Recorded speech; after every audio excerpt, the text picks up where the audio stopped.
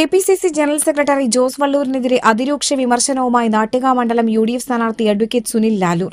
Facebook കുറിപ്പിലൂടെയാണ് ജോസ് വള്ളൂരിനെതിരെ UDF സ്ഥാനാർത്ഥി ആഞ്ഞടിച്ചത്.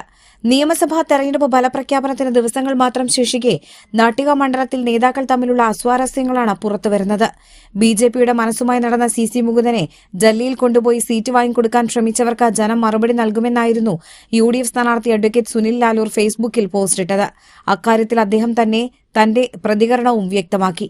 നേരത്തെ സ്വയം പ്രഖ്യാപിത യുഡിഎഫ് സ്ഥാനാർത്ഥിയായ സി മുകുന്ദനെ നേതൃത്വം അംഗീകരിച്ചിരുന്നില്ലെന്ന് സുനിൽ ലാലൂർ പറഞ്ഞു. അദ്ദേഹം പിന്നീട് ഡൽഹിയിലേക്ക് പോയി തിരിച്ചുവന്ന ഒരൊറ്റ ദിവസം കൊണ്ടാണ് ബിജെപിക്കാരനായത്. സി മുകുന്ദൻ ബിജെപിയിലാണോ അതോ മതേതര ചേരിയിലാണോ എന്ന് അദ്ദേഹത്തെ ഡൽഹിയിൽ കൊണ്ടുപോയ നേതാക്കൾ മനസ്സിലാക്കേണ്ടിയിരുന്നു. തെരഞ്ഞെടുപ്പ് കാലത്ത് ഒരു വിവാദം ഉണ്ടാക്കേണ്ടെന്ന് കരുതിയാണ് താൻ അന്ന് മിണ്ടാതിരുന്നതെന്ന് സുനിൽ ലാലൂർ പറഞ്ഞു. തിരുത്തേണ്ട സമയത്ത് കൃത്യമായി തിരുത്തി മനസ്സിലാക്കി പോകേണ്ടതാണ് രാഷ്ട്രീയം. ബിജെപിയിലേക്ക് പോകാൻ തീരുമാനിച്ചിരുന്ന സി മുകുന്ദനെ മനസ്സിലാക്കാൻ കഴിയാത്ത നേതാക്കൾ രാഷ്ട്രീയപരമായി പലതും തിരുത്തേണ്ടതുണ്ടെന്ന് കെപിസിസി ജനറൽ സെക്രട്ടറി ജോസ് വള്ളൂരിനെ പരോക്ഷമായി പരിഹസിച്ച സുനിൽ ലാലൂർ പ്രതികരിച്ചു. തെരഞ്ഞെടുപ്പ് കാലഘട്ടത്തിൽ സ്ഥാനാർത്ഥിയുടെ പര്യടനത്തിലോ പരിപാടികളിലോ പങ്കാളികളല്ലാത്ത നേതാക്കൾ അവരുടെ രാഷ്ട്രീയം വീട്ടിലിരുന്ന് നടത്തിയാൽ മതിയെന്നും യുഡിഎഫ് സ്ഥാനാർത്ഥി അഡ്വക്കേറ്റ് സുനിൽ ലാലൂർ വെല്ലുവിളിച്ചു.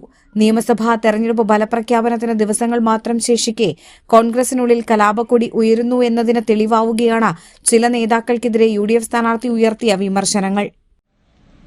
കഴിഞ്ഞ നിയമസഭാ തെരഞ്ഞെടുപ്പിൽ ബിജെപി സ്ഥാനാർത്ഥിയായിരുന്ന സി മുകുന്ദൻ 2021 CPI സ്ഥാനാർത്ഥിയായിരുന്നു. പിന്നെ ഇവിടെ 5 വർഷക്കാലം MLA. ഒരു സുപ്രഭാതത്തിൽ അദ്ദേഹം ജനാധിപത്യ ചേരിയിൽ നിന്നും വിട്ട് അദ്ദേഹം BJP സ്ഥാനാർത്ഥിയാവുന്നു.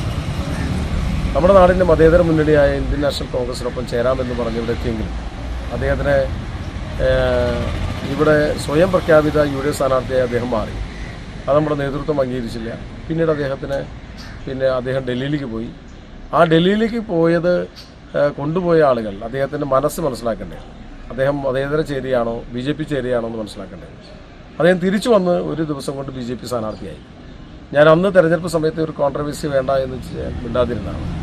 പക്ഷേ തിരുത്തേണ്ട സമയത്ത് കൃത്യമായി തിരുത്തി മനസ്സിലാക്കി പോവേണ്ട സമയമാണ് രാഷ്ട്രീയം. നമ്മുടെ നേതൃത്വം അത് ഗൗരവത്തിൽ മനസ്സിലാക്കേണ്ടതുണ്ട്. അത്തരം നേതാക്കൾ തിരിച്ചറിയേണ്ടതുണ്ട്. BJPയിലേക്ക് പോകാൻ തീരുമാനിച്ചിരിക്കുന്ന സി മുകുന്ദനെ മനസ്സിലാക്കാൻ കഴിയാത്ത നേതാക്കൾ അവർ രാഷ്ട്രീയപരമായി പല കാര്യങ്ങളും തിരുത്തേണ്ടതുണ്ട് എന്ന് ആത്മാർത്ഥമായിട്ട് വിശ്വസിക്കുകയാണ്. തെരഞ്ഞെടുപ്പ് കാലഘട്ടത്തിൽ തെരഞ്ഞെടുപ്പ് സ്ഥാനാർത്ഥിയുടെ പര്യടനത്തിനോ പരിപാടിക്കോ പങ്കാളികളല്ലാത്ത നേതാക്കൾ അവരവരുടെ രാഷ്ട്രീയം വീട്ടിലിരുന്ന് നടത്തിയാൽ മതി എന്ന് ആത്മാർത്ഥമായിട്ട് വിശ്വസിക്കുന്നതിനാണ്. ഇനി അങ്ങനെ തുടരട്ടെ എന്ന് തന്നെയാണ് എൻ്റെ അഭിപ്രായം.